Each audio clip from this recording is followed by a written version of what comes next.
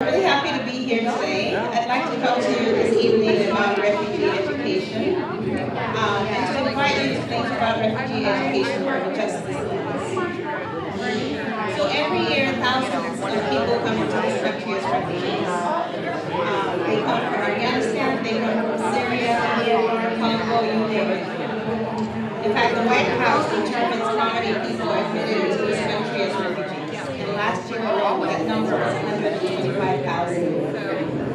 Now imagine and ask yourself the question, what happens to the children of refugees when they come into the country? Go As you ahead. see, as you know, our country and our school systems are primarily age-based. So when these children are coming into the country, regardless of what their educational backgrounds are, they're being put in schools according to their ages. Imagine an 11, 12, 13-year-old being put in 5th, 6th, 7th grade. She's probably never been to school. She doesn't know the language. She may be called to the board to answer a question. And if she's not successful, she'll be relegated to the back of the classroom and passed on from grade to grade. We also find that amongst refugee children, the girls are disproportionately disadvantaged in terms of their education. Because faced with limited resources when they're displaced, families often prioritize the education of boys over girls.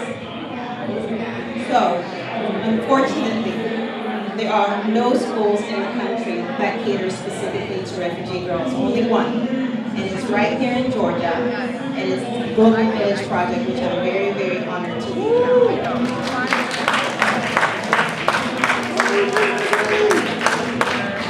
So what happens when a girl comes to the Global Village Project? We're a very different kind of school. First of all, we're a 3-year program that attempts to compress a K through 8th grade education in the course of 3 years. And we also do things very differently.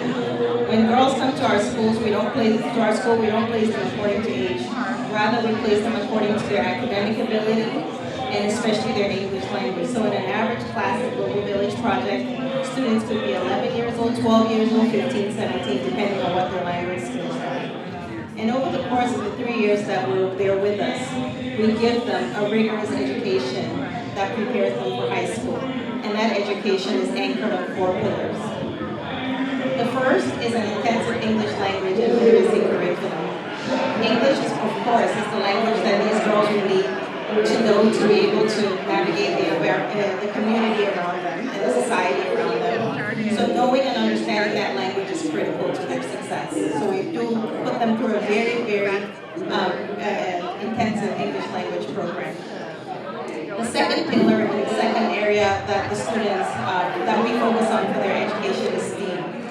STEAM, we all know, is very, very important, especially as students go into high school. So our students don't have the luxury of learning English in the way that many of us native English speakers are learning it. They're not learning, ABC, Jack and Jill went up the hill, and nursery rhymes.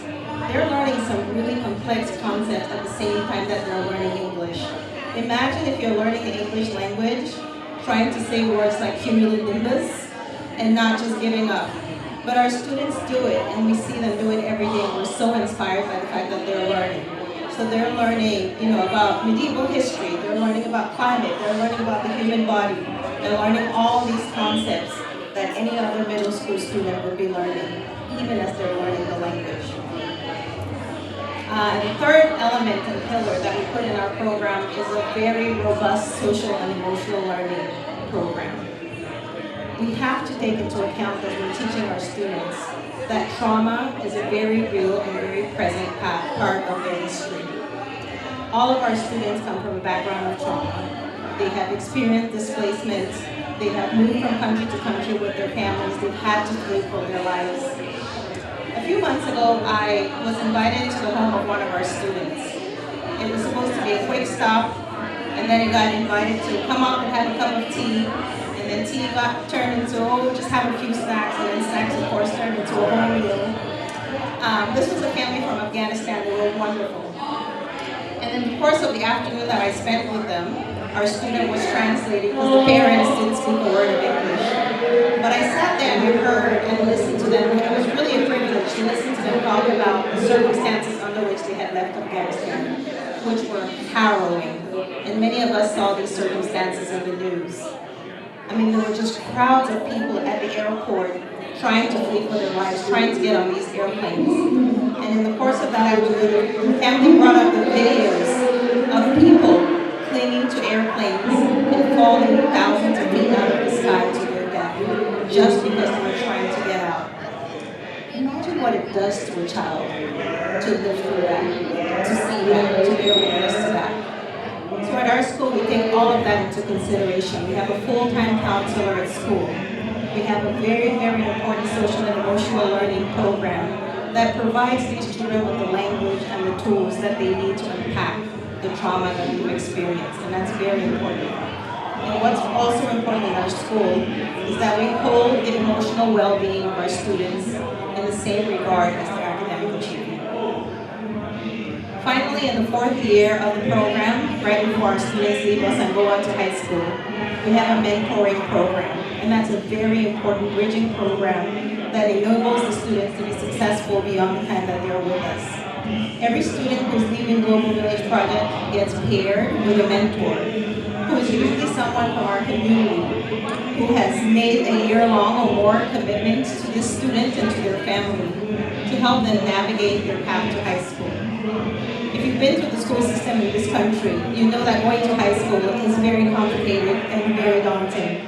Imagine if you're new to it. I didn't go to school in this country and I'm still trying to figure it out for my kids. So those kids need that support, and that's what our mentor program provides for them. Now, what does this all add up to? We see some amazing results with our program. The language acquisition, the English language growth rate for our students is tremendous. They gain about 1.8 grade levels of reading every year that they're with us, which is amazing. The second thing we're proud of in our program is that globally, the percentage of refugee children who are able to go or have access to college education is only 3%. But at our school, we see that well over 15% of our graduates go on to college, and we're really proud of that statistic. So this is the part where I talk about dreams, and I want to leave a lot of time for questions. Our dream at Global Village Project is that every refugee girl, regardless of where she comes from, receives the kind of schooling that enables her to access all the benefits of a holistic education. That her school takes into account the reality of her experiences and teaches her in a way that positions her for success. And I'd like to leave you tonight with a quote by the author and activist Bell Hooks, who said that the classroom, despite its limitations, is a place of possibility. And in that field of possibility, we have the opportunity to labor for freedom, to demand of ourselves and our comrades an openness of mind and heart that allows us to go beyond, to envision the future, even as we think of ways to move beyond boundaries and to transgress. Because that is education as a practice of freedom. And I would also say that that's education as a practice of justice. Thank you.